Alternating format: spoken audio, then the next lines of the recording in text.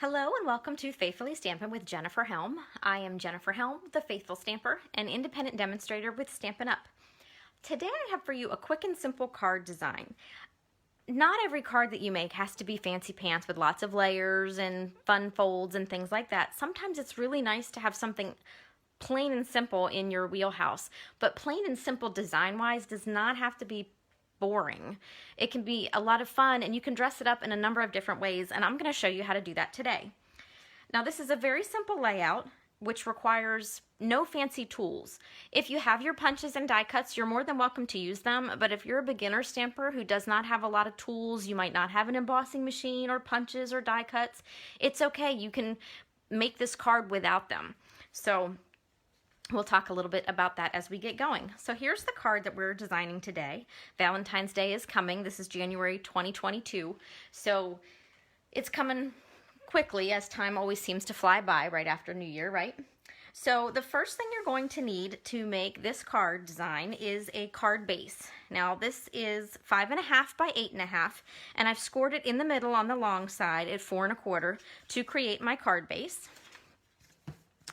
So I'm just going to fold it in half. Now you could, if you prefer the other style, which is the longer, the 4.25 by 11, you can score that on the long side at 5.5 and be perfectly good to go with that card base as well.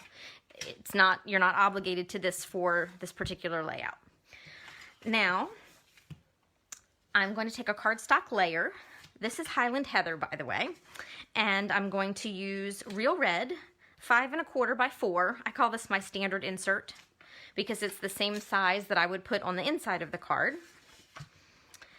And so I'm just going to take some Stampin' Seal Plus. This is my favorite adhesive, which likes to be persnickety on camera. Ooh. Okay. And it always waits until I'm in the middle of my video that I don't know how to edit yet before it acts up. It's okay, we're rolling with it. So anyway, if you've got non-persnickety adhesive, keep on going.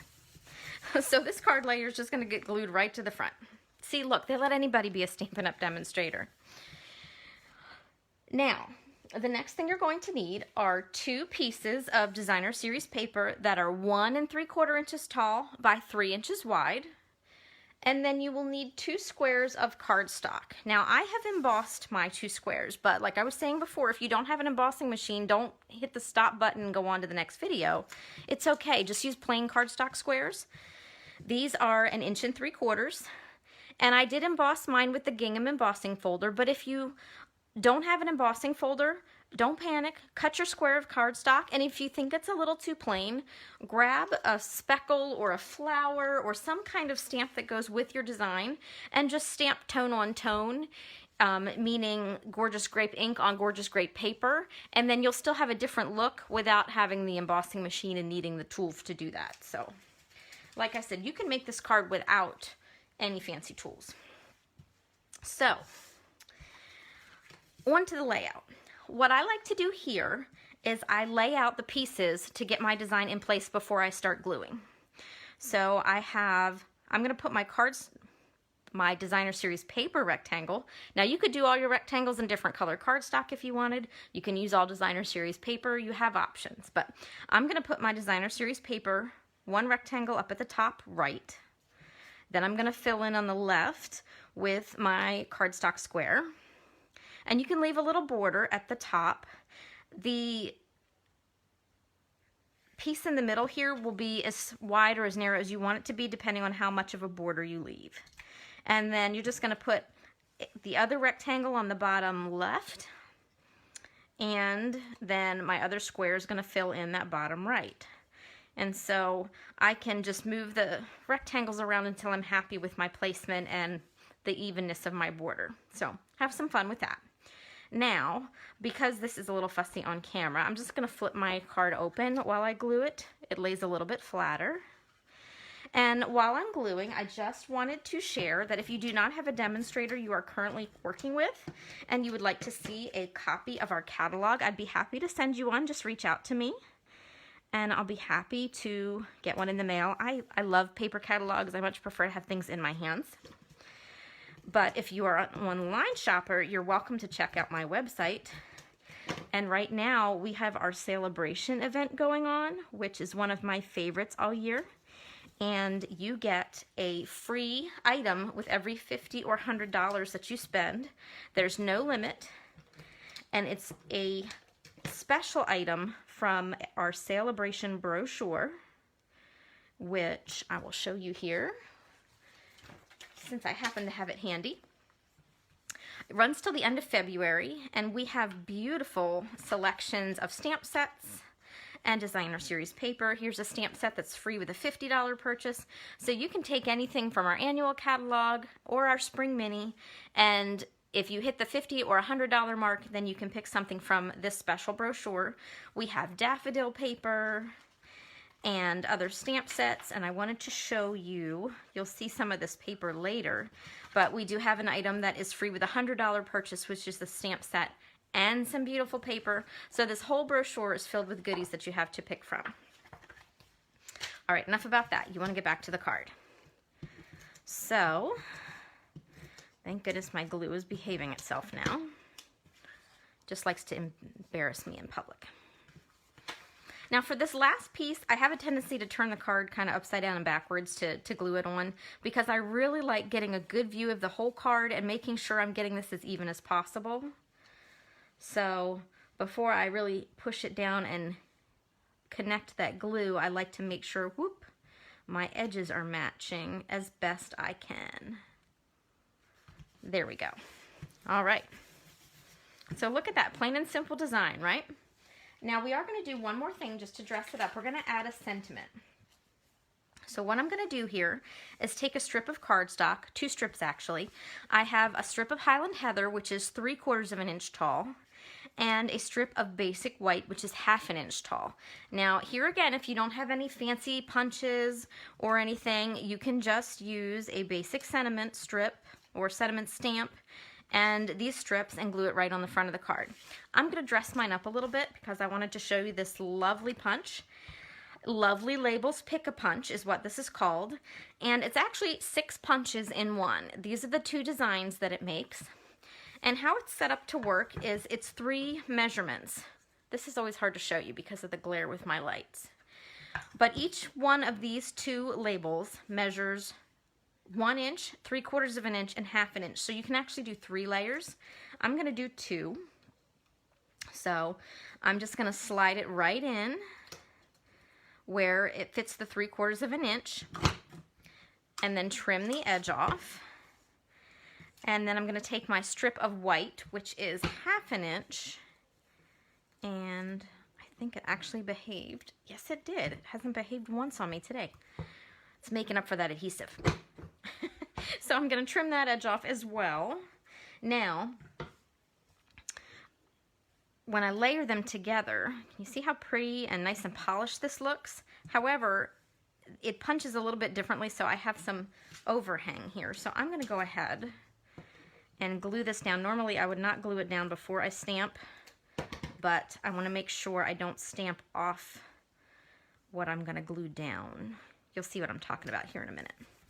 So I'm going to put those 2 together, grab my Stampin' Pierce mat, because the stamp I'm using today is photopolymer. It's clear from our Sweet Conversations stamp set, and so I need a little extra cushion because there's nothing built into the stamp like if it was a red rubber cling stamp. And I want to stamp over towards this end because I'm going to attach a bow over here. So that's why I wanted to get these pieces put together before I did my stamping, so I knew what I was doing. All right, so now I'll get that out of the way. Whoop. I'm just going to flip this over and trim off that extra little piece that I don't need. Now I'm going to pull this over, and you can decide where on your card you want to attach your sentiment strip. You could go up to the top if you want. You could even, if you stamp the other way, you could put it in on the other side. Totally up to you. You can line it up with the edge of the card, the edge of your cardstock layer, the edge of your cardstock square. Go to town, decide what makes you happy with where you put it. So I'm going to add a couple of dimensionals here to this sentiment strip. I'm going to line mine up with the edge of my cardstock layer and put it down here, like so. And now this is perfectly lovely, and I could just leave it like that, but I want to dress it up just a little bit more. So you're going to be wowed by my non-impressive bow tying skills here. I'm not very good at tying bows, and this ribbon likes to give me a little bit of trouble, see? But it's my favorite ribbon, so I like to use it. This is our glittered organdy. I haven't been able to say this right all day today. Glittered organdy ribbon, and so it does leave little glitter pieces around, not too many, just some of them flake off while you're trying to tie your bow, which you can tell I'm not doing very well. But it's so pretty when you get your bow made. So I'm going to trim off my edges. Oop. My ribbon wants to stick around and come with me. And then I'm going to pop a glue dot on the back of my bow. And I really like to bring my bow right to my glue dot and press it down right on the back. That way I just know it's really solidly on there. And then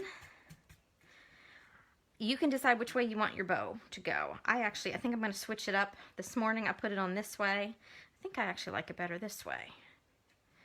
It kind of frames that little happy Valentine's Day. And again, this is cute just the way it is, but I'm going to add a little more bling because I'm all about pizzazz on my cards. So I have some of our iridescent rhinestone basic jewels. These are new. And I'm just going to add 3. I'm going to put 1 down here.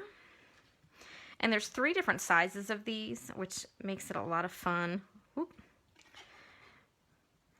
And let's see. There's a little bling to finish out my card.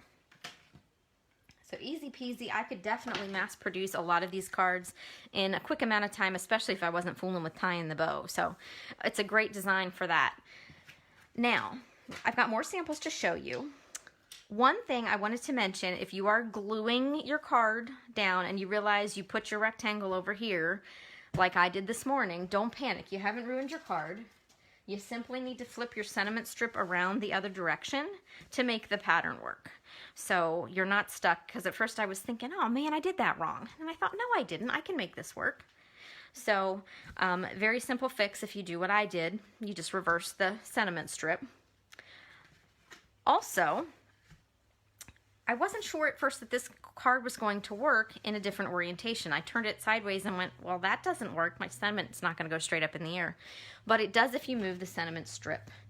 For example, so here's the horizontal version. This is a vertical version of the same card, same layout. I just adjusted where I put the sentiment strip on the card. In fact, I covered up the gap between these 2 pieces. You can't even tell it's 2 separate pieces of cardstock or designer series paper, really. So you are able to turn the orientation if you want a different look. And you're not tied into the sentiment strip. You can dress up the card with whatever shape or design you like. So have fun with it. Another idea for you is, instead of using cardstock and designer series paper, use coordinating DSP, your designer series paper. These 2 I think are my favorite samples that I did. Maybe it's because it's cold today, but I like the happy spring colors. So next up I just kept on going with samples. So here's another one where instead of cardstock on the layer, I used designer series paper. And just 2 more ideas for you about how you can change up the look of the card. These are basically the same. On this one I add a little more color with an aqua painter and ink pads, but they really are the same layout, just one turned vertical and one turned horizontally. So you can have a lot of fun with this. And again, change up the piece that you use with your sentiments. If you do have die cuts, go to town with those. Now here I have another card. This one features our Wildcats suite from our annual catalog. So this one I really let the designer series paper do the talking. There's lots of colors and textures going on here in the card. Not a lot of stamping on the front of the card, just that sentiment here. But I did my stamping on the inside of the card.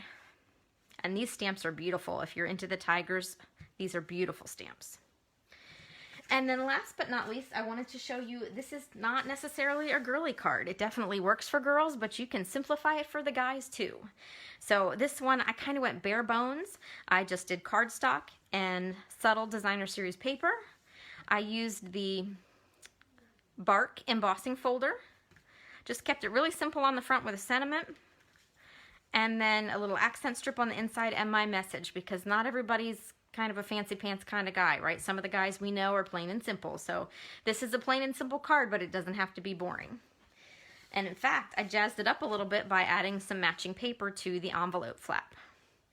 And then last but not least, I wanted to show you one of my favorite new stamp sets. This is called Wildlife Wonder. And it's the same neutral colors that you just saw on that last card, but I brought in a bear. This is our big fuzzy bear. I have to come up with a name for him. So the layout's the same. I added a different sentiment strip. I just trimmed the end there to make it look like a banner. I did fussy cut our friendly bear, added some brushed metallic elements, stamped the bear on the envelope, and then while I was at it, I stamped off, which means I inked up the stamp, stamped on scrap paper, and then I stamped on the inside of the card and did my sentiment over top so that my sentiment still showed, but I got that bear effect in there one more time.